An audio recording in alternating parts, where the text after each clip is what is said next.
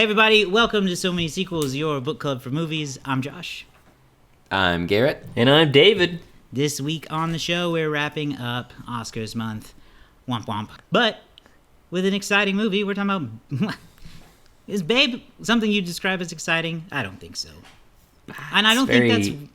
It's not an exciting movie. That's fine. It's very chill, very laid back. It's very laid back. We'll talk about it. But we are excited to be talking about it. Nominated for several Academy Awards in 1995, including Best Picture. That was August 4th. That's when it came out. Came out in the summer, which is usually like the dumping season part of summer, August. And yet went on to immortality. I would think surprise people at the Oscars. I mean, I was 4 or 5 at the time, so I can't say how I react, but... I think that it was... I think you could call it a surprise. What? Well, why? So what... I'm just going to ask the question earlier than usual. What made you pick Babe, Garrett? This was your pick this week. I was struggling because I didn't really have anything. And so I was talking to Andrew, our former host, and I asked him to give me some suggestions. And so he gave me some really good ones. Aaron Brockovich was on the list. Apocalypse Now was on the list. There were a couple of others.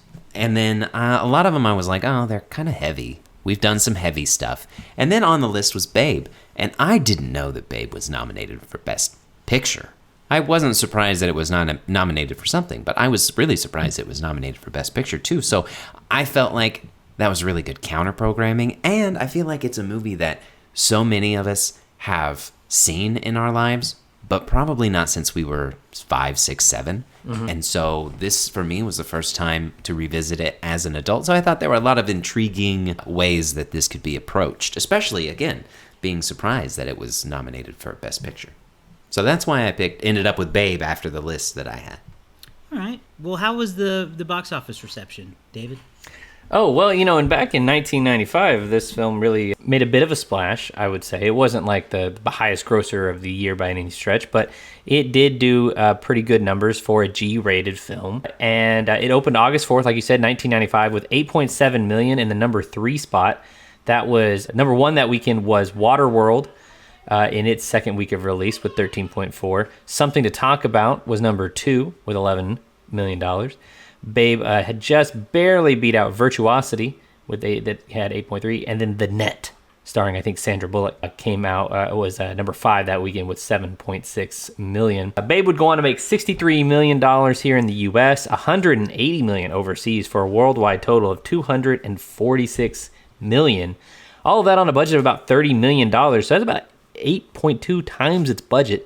So, doing very well across the world. It was an Australian-produced film. George Miller of Mad Max fame was one of the writers on this film, and it did film in Australia. So it had some international appeal. We can talk about some of that as we go on.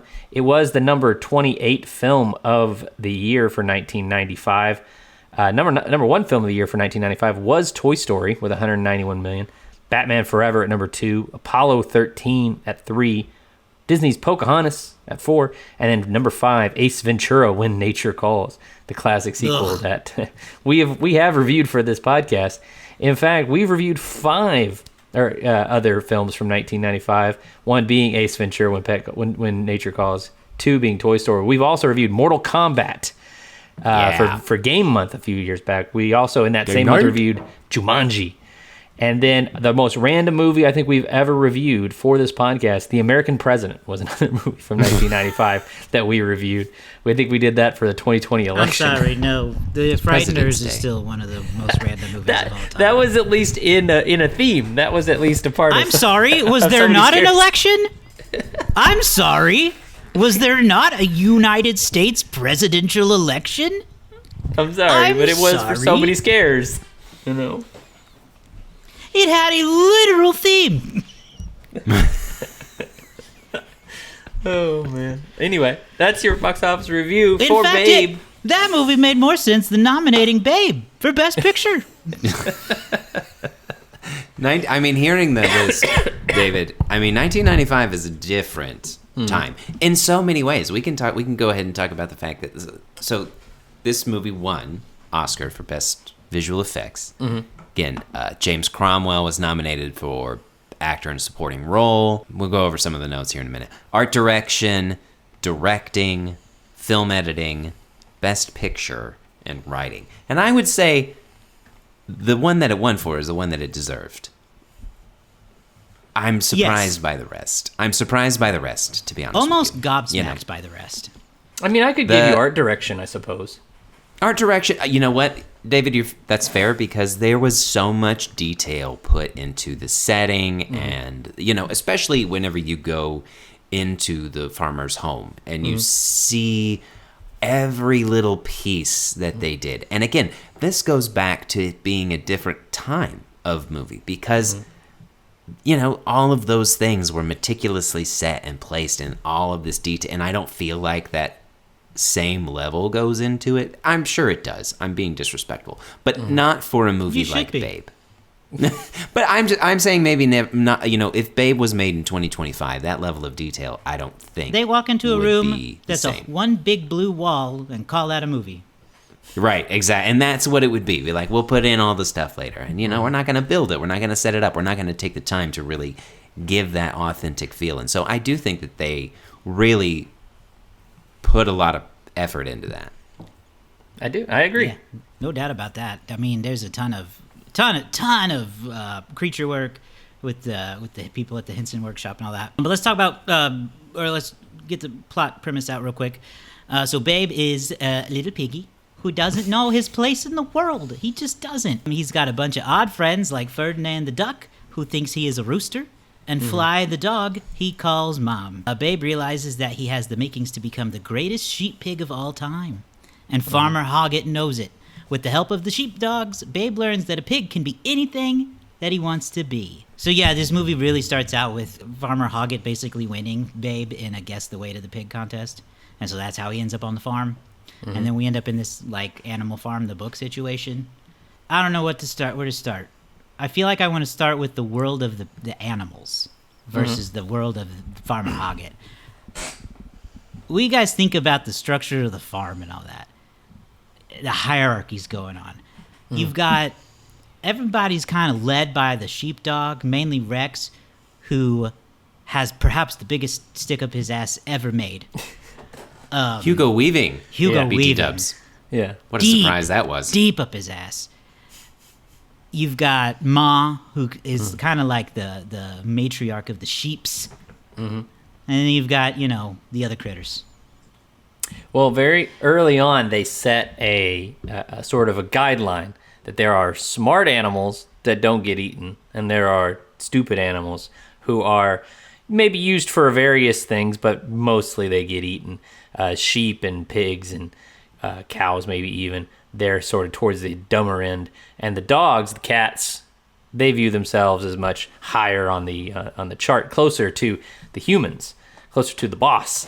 And so, yeah, it is create this very, there is this hierarchy of animals, like you said. Maybe horse is also regarded as smart because he's kind of there. I would kind of wish that, frankly, I would kind of wish that we got a little bit more of that side of it. Maybe that's hindsight a little bit there, but that was it's very interesting, I thought, sort of examining that structure a little bit, especially for kids, and how that can translate to how we kind of view things in the real world. The idea that how useful you are in society determines how much value you really have, or something like that. But anyway, I kind of liked the animals. I kind of thought that they I wish we'd gotten more with them. What about you, Garrett? I thought obviously the animals there's so much intrigue with them, and not necessarily just from a character standpoint, but once you realize the effects that they are using and how they're making the mouth move, and it's real, but it's not, you start looking how can I tell the difference? And even in 2025, 20 years later, it's difficult to spot because they do such a good job. And again, you go back to it not being the same anymore. The level of practical effects for this kids movie is amazing.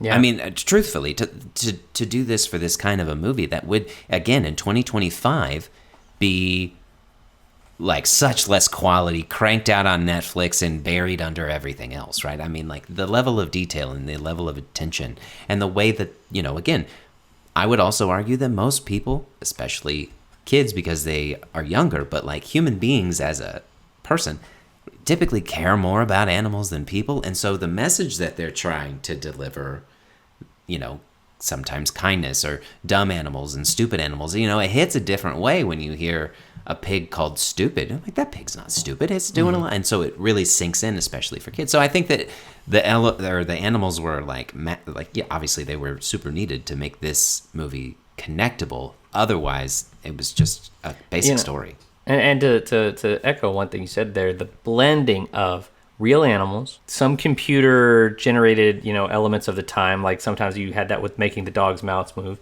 and then just animatronics, puppetry, like it all blends together in a way that I don't feel like you always get these days. A lot of times you would just get one of those things and you wouldn't get the others. And so it all came together for a way to kind of make that world feel more real. Yeah, I saw that it took 48 pigs played Babe specifically. Yeah. Yes. Of whatever type of pig that, or breed of pig that is. It's a specific kind. I do wonder though, do you think you think it's a toupee? Let's just ask the question. That might be why he has it. Is Babe wearing a toupee? So you think that's Babe every time? You know, that's a good question. He might, because if they use that many different pigs, and how many like hairstyles are the same? Well, right? and how'd they find 48 pigs that can talk?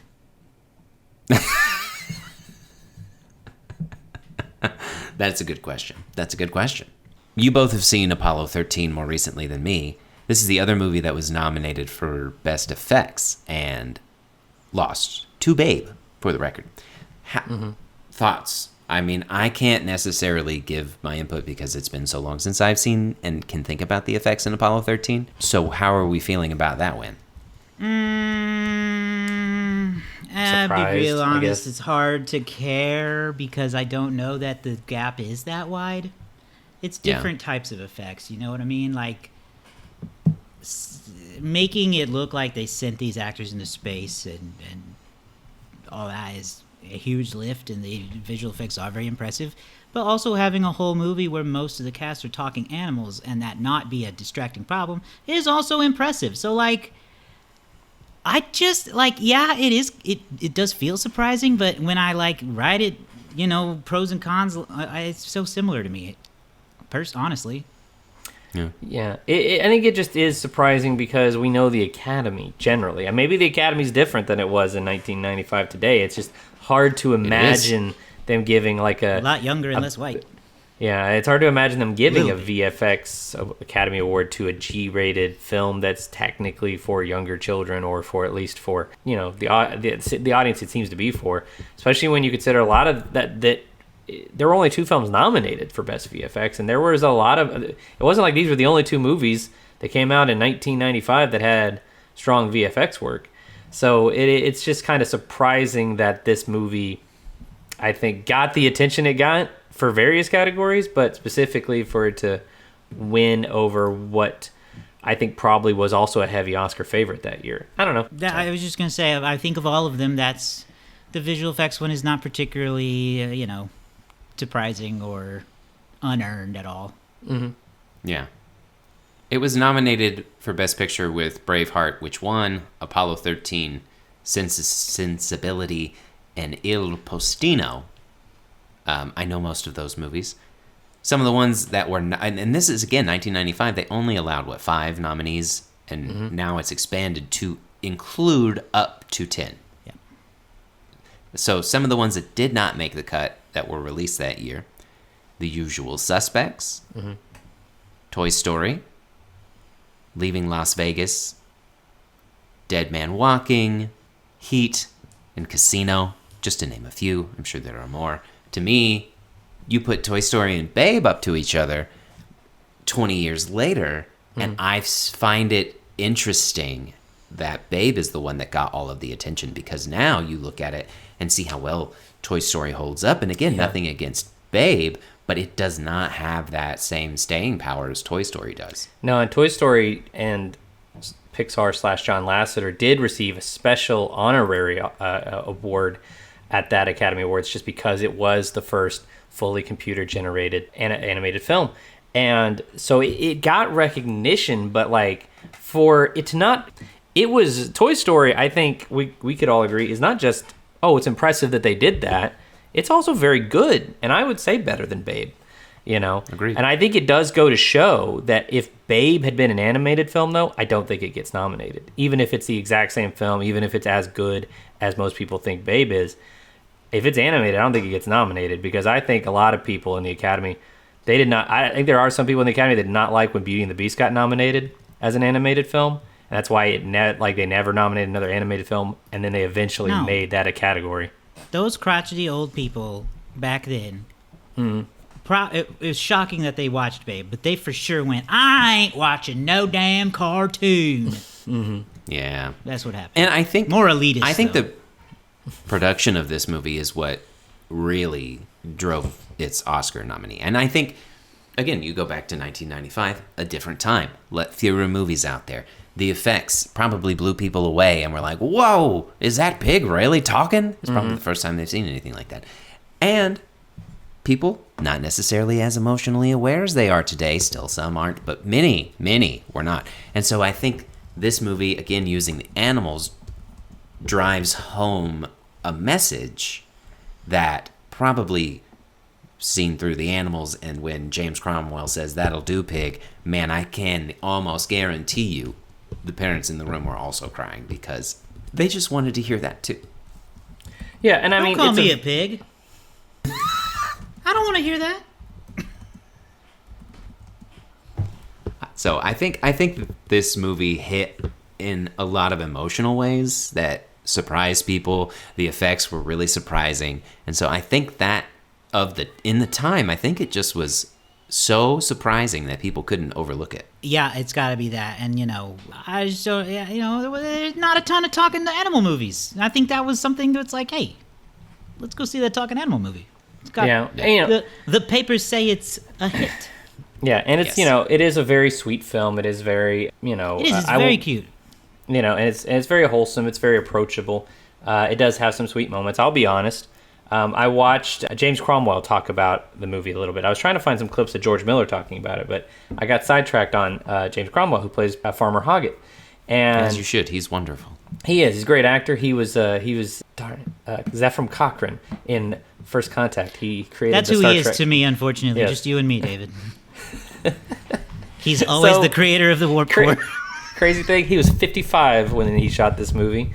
It feels like he's been an old man the entire time I've ever known him. I had that he's thought watching it. 55 perpetually. In the scene where he's singing and dancing for Babe, I thought James Cromwell has always been an old man. Yes. Him, Robert De Niro, and there's somebody else who have always just been old. Morgan Freeman. I think he's always just been old. He talked about, and this really, I think after watching this interview clip, it's forever changed now. My real, I mean, in a way I could have always realized this, but I have not watched Babe since I was probably 7 years old. So I have probably thought about it maybe 2 times since then. But I won't be able to think about this line the same way. He said that first he considered not even taking the role because he only had like 16 lines in the whole film, which speaks to, I think, how well received his performance was, that with only like maybe 170 words of actual dialogue, he was nominated for Best Supporting Actor. But he said that he took the movie because he's like, hey, free trip to Australia. They're going to pay me. Fair. So why not go for it? But when he was delivering his final line of "That'll do, pig," the way they shot that, and you'll remember this, he's looking directly down into the camera. And he said that when he looked down in the camera, like as he's starting to say the line, he doesn't necessarily see his reflection. He sees like basically his dad. Like he can see like the reflection of his father in the camera, more or less. And so as he's saying "That'll do, pig," in his head, he said, I was hearing "That'll do, Jamie." I was hearing the voice of a father affirming their child and their success. And he goes, and so at that moment, like I was like, I think this film's going to be great. And I think that in many ways it is. It's very wholesome. It's very simple, and it is about a little pig finding purpose. So there's aspects of this movie that I do really enjoy. There's also a lot of confusion I have about how it got bigger than I would have thought. Yeah, and as sweet as that moment was, with the "That'll do, pig" at the end especially, and the connection he has with Babe, can we talk about how Farmer Hoggett was actually so stupid for thinking that little pig could kill that sheep? I know, that was strange. Yeah, Can we that talk was about really- how he that was immediately like, well, I'm going to shoot this pig? Yeah, I must have done it. It's a drastic overreaction. He has done nothing but lead with kindness He this whole movie. Well, and he is a little... Except that one time. He's a tiny pig. He's not even big. Yeah. Why would No, you think he that could was a- kill that He has sheep? no teeth. Slashed. Yes, Slashed. yes, Ma was covered in blood. It's Yes. so...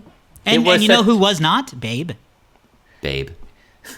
That's also true. Babe had little blood on his nose from where he touched it. That's true. And That's true. It does feel like it's one of those things that even as a child, I would remember being like, no, Babe didn't do it, please. Yeah. You know, there's so much darkness in this movie that there's an underlying darkness. Like, it doesn't, like, it is a very cute movie, but like the movie opens with Babe It's lives written in a by pork George shop. Miller. Yeah. Yeah. In some ways, there is some pork shop. Yeah. There are some Mad Max things going on where they grows up in this slaughterhouse essentially, and they're like, oh, everybody knows it when and it's narrated by Roscoe. He's like, oh, the pigs go to pig paradise, and I was like, oh my god, this is No, they don't. horrible. I much preferred the way he described the shotgun as a tube in which food comes out, and maybe Yes. you get a nice surprise at the end. Yeah, and the way, I remember as a kid being traumatized, and I remember it. The funny thing is, I remember it differently, because every human in this movie is the most annoying person you've ever met, with the exception of Farmer Hoggett. They bring these two little kids for Christmas, most obnoxious kids you've ever seen, and I remember when they serve up the duck à l'orange as a kid being horrified, because I was like, they killed Ferdinand's girlfriend Rosanna, and I was so sad. And that little girl goes, I don't like duck. And I was like, screw you. That duck died for you. I was so angry. I remember being angry as a kid. But I was ready to be traumatized all over again by that sequence. It's got underlining darkness, but there's also a message of leading with kindness, which I enjoy seeing it as a kid. They really, really, really hammer in the stupid animal aspect of this. And what I enjoy is, you see Babe going out of his comfort zone and biting Ma, and then being like, what? You just gotta ask, man. And so the whole time he is, avoiding the way that things are done and dismantling the hierarchy when he gets to come in the house. And so there are a lot of like really strong overall messages. And David, going back to what you said about the affirming of him saying that to himself, that's why I think it connected so well with the parents, is because there's a generation of people who didn't experience that. That's a stereotype, but it's a stereotype that's kind of true. And so there's a level of people, parents taking their kids to see this kids movie, but having that moment and put in that moment with the way they shot it, the way he's looking, I think it did connect with a lot of people. And they also feel that when they watch it. That'll do Jake. That'll do Ferdinand, Yeah. And it's easier to say that to a pig than to your son. Yes. For a lot of people, it was. For a lot of people, it is. Again, I will say this every time. People inherently just treat animals better most of the time than they do people. You're absolutely right. I think you're absolutely right. And that is why we need, apparently, to be shown kindness through an animal, a talking damn animal. Not that it fixed anything. I mean, that's yeah. But that's the classic fable archetype. That's goes back to all the different stories that we learned as a kid because humans about have always the sly been fox incapable of caring all about that. each other. Is the metaphor of all that, allowing us to... Because humans don't work. No, because people generally, like, I mean, and I think even George Miller was saying that he found that there were, when he was writing it, he was like, when you're a little kid, animals, because there's such a large world of animals, it's so much easier to find emotion and find that kind of compassion in them when you're watching it than with other humans sometimes. I don't know, and it's just such a strange, it is a strange thing, but it is like some of the best stories I remember learning as a kid. I learned them from little films that are, little allegories with animals, and that's fun. That's a fun thing. What's interesting and fun is that there was some protesting when this movie was coming out, because people wanted to highlight how pigs are poorly mistreated and other farm animals. So much so that there was supposedly a spike of people becoming vegetarians after Babe came out. There was supposedly a spike of that. The whole Christmas is carnage. With Ferdinand the Duck talking about how Christmas, it's a time to kill animals and slaughter them and eat them, stuff like that. Like that was a big that had an impact on some people. That's really interesting to think about. Oh wow, I didn't realize that Babe was actually so woke. It's true. It's true. They would call it a woke movie by today's standards. They absolutely would. They would. Well, one, it already declared war on Christmas, and two, it thinks you should be nice to people. Outrageous. Yeah, and it thinks you shouldn't eat animals. What the heck? What the heck? Yeah. Okay, well, I mean, Babe, right? Any other thoughts on this movie? I'm surprised. I think that's where I stand. I am too. I'm just surprised. Watching it as an adult, different experience than as a child, for sure. Yeah. I think it is a good film for children. Yeah. I think it's a nice film for an adult. I am genuinely still unsure, and I've done a little bit of research, but still unsure why exactly it was nominated for Best Picture. It obviously didn't win, and if it had won, it would have been the second G-rated film to ever win Best Picture. So I do wonder, we'll never know, but what place was it in? Did he get second, third, fourth voting? I always wonder those things. That's a good question. But who knows? And it may have been one of those things that it was nominated just because, sometimes it does feel like a film gets nominated because, there was a lot of attention for it. We should nominate it for, even though it's got no chance. Interesting. Yep. All right. Well, that's Babe. Yeah. What are our reviews and stuffs, boys? Do we have any? David, you gave a nice little review there. What's your star rating? I'm going to give it a 4 out of 5 because I think it's a good little adaptation. I think I would watch it again, with my son. I think he might enjoy it in a year or two. And overall, it doesn't do anything too bad to really annoy me. I thought at first that the pacing was going by rapidly quick. I was like, man, this thing is just these little mice keep coming up and singing new chapter titles every 2 minutes, it feels like. But it settles in towards the end and it mellows out. So, and I liked the ending a lot. So I'll give it a 4 out of 5. I will not go quite as high. I think this one is. I don't disagree with much of what you said, David. I think the effects are what really drive the standing power of this movie. Mm-hmm. It's sweet. It's kind. There's nothing inherently wrong with it. It just it's a great movie for 1995. I think it's a really good movie for 2025. Watching it now, so I'm gonna go 3.5. I'm gonna go with 3, and I just feel so unmoved in so many ways by this movie. I don't disagree with anything you guys are saying, but I was just watching it going, okay. You were waiting for this thing to really kind elevate. of okay, I get the point, and here we are. So I'm also very much struggling with the whole critical acclaim thing, or at least the Oscars acclaim. So it's a 3 for me, and I think I maybe have been talked up into that. It was more of an okay experience for me, and that's 2.5 stars. But 3 is where I will sit. Babe, you confound me. Well, I think you live long and prosper in our memories. Well, I think that what improved this movie for me was a full month of Paddington. Because all of a sudden I was more receptive to a film that doesn't have to have any sort of cynicism, really. I mean, this movie has a little bit more cynicism than Paddington, I think. Oh, man. But, I think you just opened up the world for me, though, because that's the difference. Babe annoyed me and Paddington didn't. I as characters. Yeah. There's very similar, but I found Babe annoying, which is a great thing to get into at the very end of the show, so I won't. Mic drop. He just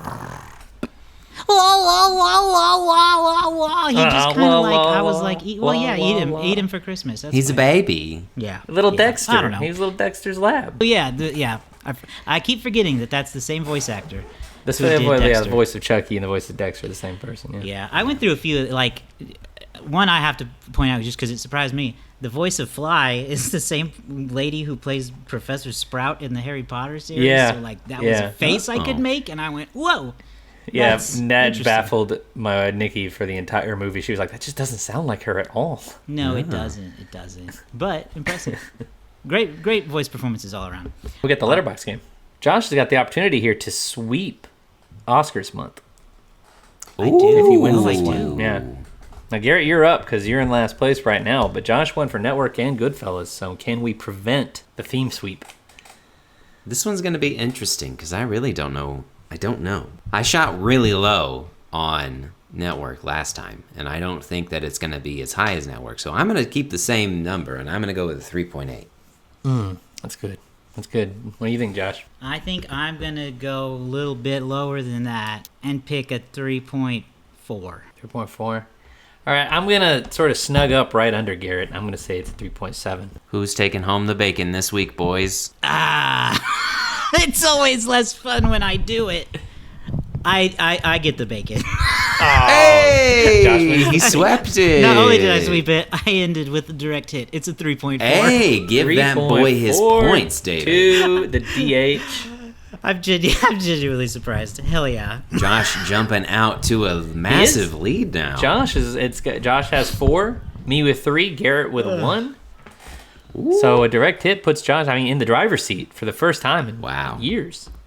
Eat history. my shorts. Eat my shorts. Will the trophy come home to Josh? That would be incredible. We'll see. It's still a long ways out from that ever happening. But plenty of time for anything to happen.